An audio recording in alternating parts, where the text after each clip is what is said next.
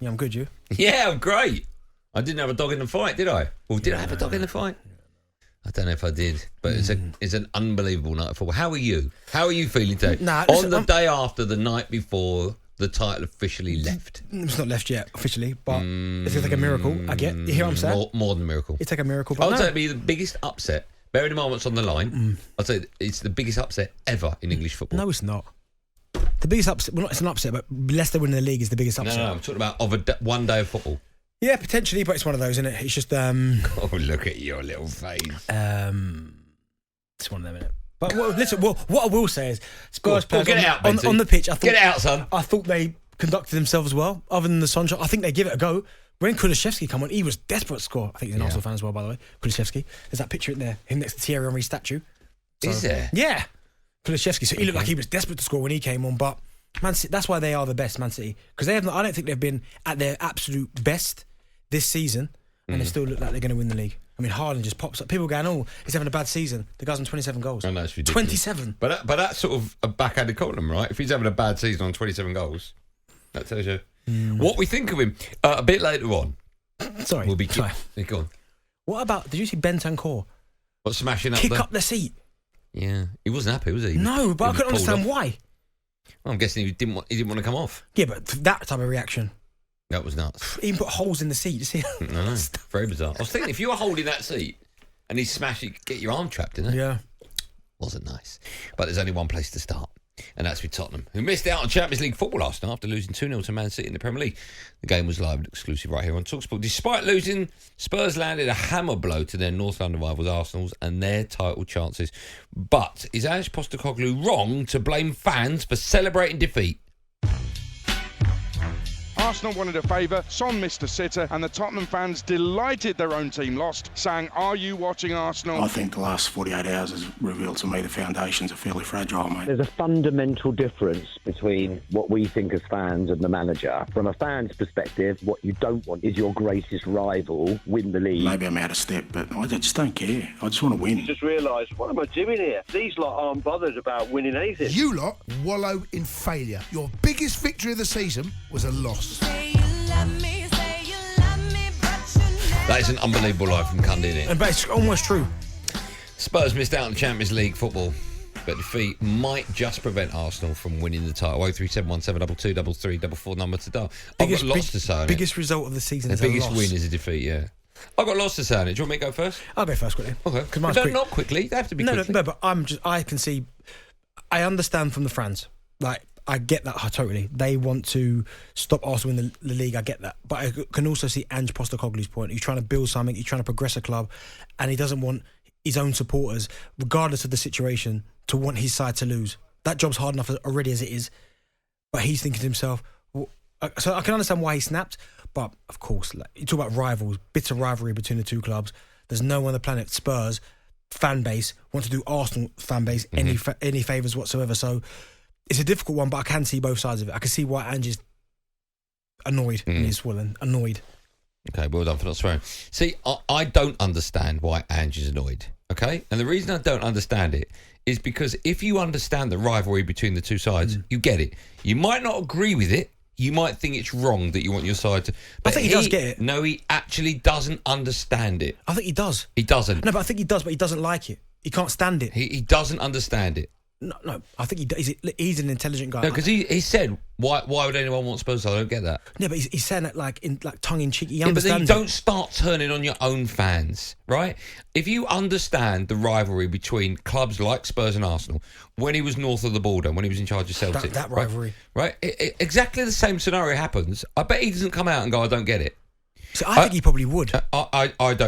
I don't really understand. Right or wrong, right? You can either agree with the Spurs fans that wanted them to lose or not, but you've got to understand why they wanted to lose if that's their thought process. Which right? I totally get. But can you understand why he's annoyed? I can understand why he's annoyed, but I don't get why he doesn't understand it. Because I think he's going to... I mean, there's already one there now, but I think he's going to build a divide between the football fan. That's there now. That has just... Okay, that's happened. Let me tell you, Ange, right, if you're listening to this, The reason that you haven't got top 4 isn't because your fans wanted you to lose last night. It's because you lost 12 games already this season. Another reason you haven't got top 4 isn't because your fans wanted you to lose last night. It's because you've only got one way of playing football. I love the way you've got. I love the style, right? But you haven't got a plan B. And that's the reason you haven't got Champions League football. In 2019, Arsenal were in the Europa League. Spurs were in the Champions League final. Both of these clubs were in the final. The majority of Arsenal fans, when asked, would say, I'd rather lose the Europa League final if it meant Spurs losing the Champions League final. Okay? That, I'm not saying right or wrong, but that's the rivalry between these two sides. And if Big Angie's coming out and questioning Tottenham fans, and it's in their blood, Tottenham fans have been going since they were a boy. He's rocked up. He'll be there a couple of years. He'll either get sacked or he'll get a better offer and he'll leave. But those fans will be going week in, week out. The customer is always right. If a Spurs fan feels that he has got every right to air his frustration and say, I hope we lose today so Arsenal don't become champions, right or wrong, understand it. That's all I'm saying. Okay, and he clearly has no understanding of that rivalry. All right, so let me ask you a question then. And me playing devil's advocate. Yeah. How is he ever supposed to succeed then with that mentality? No, one thing. I've got a great answer for you. But also, there have been much higher profile managers, and we're talking about European greats managers that have failed at that football club. Okay, I'll answer that question. Go on. Right. Be a better manager. Don't wait till there's one game left of the season to work out you can't get top 4. Okay, they've lost 12. No, they've lost 12. Okay, but when Conte was there, right, hold on. Conte was one of the best in Europe. But let's talk about him. The reason Spurs are 5th isn't because of the fans. It's because of his tactics, his team selection, set plays, his substitutions, set play. Remember the set? I'm glad you mentioned it. Set play. It's not on my list of priorities. Yeah. Why? Imagine if a fan behind the dugout went, "Don't worry about set plays. We're all right with it." And he turned around and went, "What are you talking about? Of course we got to worry about it." Yeah. He wouldn't pipe up then, would he? The reason Spurs didn't get Champions League football has nothing to do with last night's game. It's got to do with the 35 before it or 36 before it. So he's got no right to question the mentality at all. No. Okay, so why would Conte say it? The same thing. Why are you coughing like that? I mean, I can't answer the question. Why are you coughing? Go on. Do you have noticed as well the passion in you, which I like, because you're a Spurs fan. I forgot, but I always say that. Yeah, big time. So what happens next? Also, because Conte made the comparison, said that the mentality of this football club is all wrong. I think Jose said something similar. What happens next when it comes to at Big Ange and the top? I don't know that, because when he says it inside and out, I don't know what inside means. Well, inside obviously means that he's talking about the owners and that. Sure, he just got there. That's what I'm saying. I don't know what that means. Players, mentality of the players. I don't know what that means. The outside is obviously the fans. Yeah. So what happens next? With the fans? With the fans. I think he's never going to apologise. I just think he needs to come out and say he understands it, and maybe he was a little bit too caught in the moment. I think he does understand it.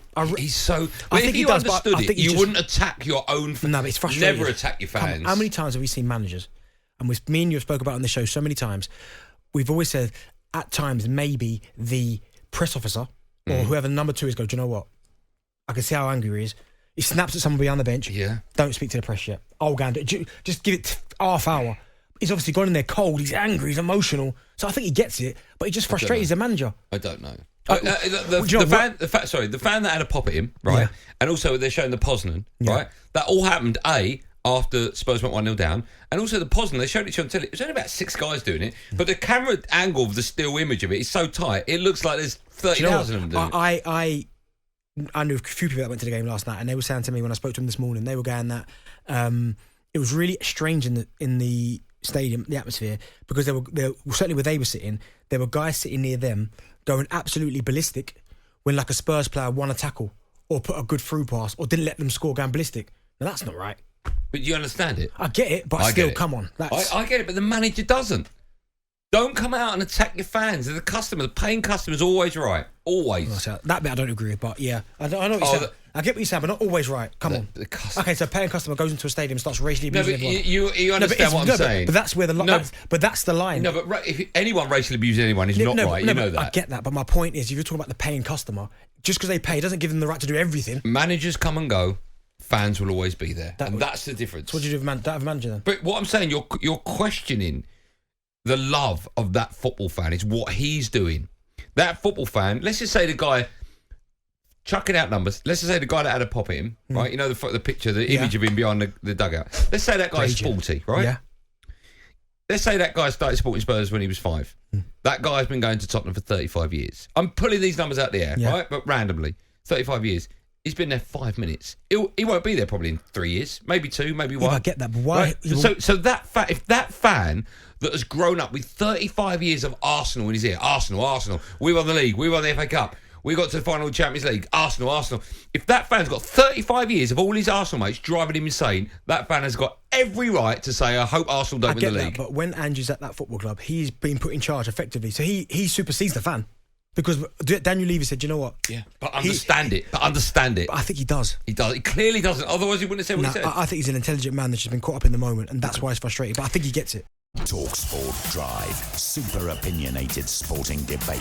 Monday to Friday afternoon from 4 on AM, on DAB, via the talkSPORT app and on your smart speaker. talkSPORT.